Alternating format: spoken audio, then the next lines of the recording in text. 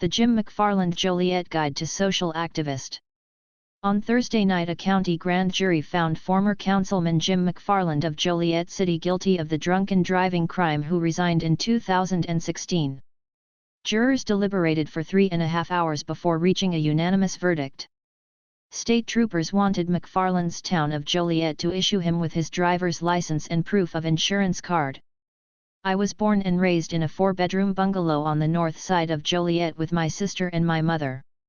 Late Thursday morning, prosecutors asked the state trooper what he remembered from the McFarland town of Joliet. "The soldier did not ask me for my ID.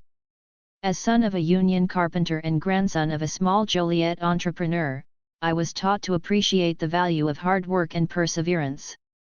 A few years ago, he had visions of making Joliet the next mayor, county supervisor, and state senator, according to people who knew him. From the beginning, McFarland wanted to make it clear to the soldiers that he was special because he was an elected politician in the county's second-largest city." In the late 1960s, social unrest swept the nation and transformed Chicago's Catholic community. Missionary sisters broke down ethnic boundaries in their work in African American neighborhoods. "Together we learned what it meant to become a place where people could exist in a community of hope. In a city with people you respect, it's hard to shake a bad reputation." In the U.S., many people see incarceration as punishment for breaking the law.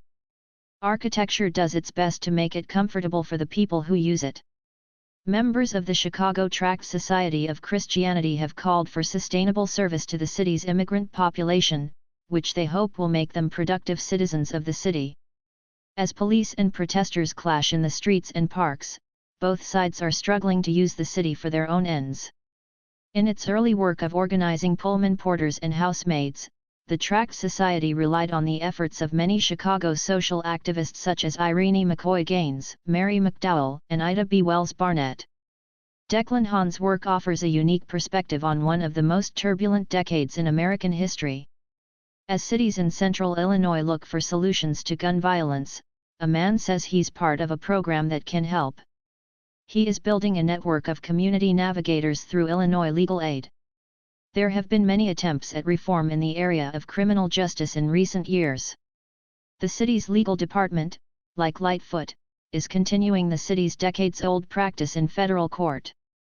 In April 2020, the Illinois State Police revealed that it plans to move the work of its investigators to southern Illinois. A natural life sentence in Illinois means a life sentence, no matter what.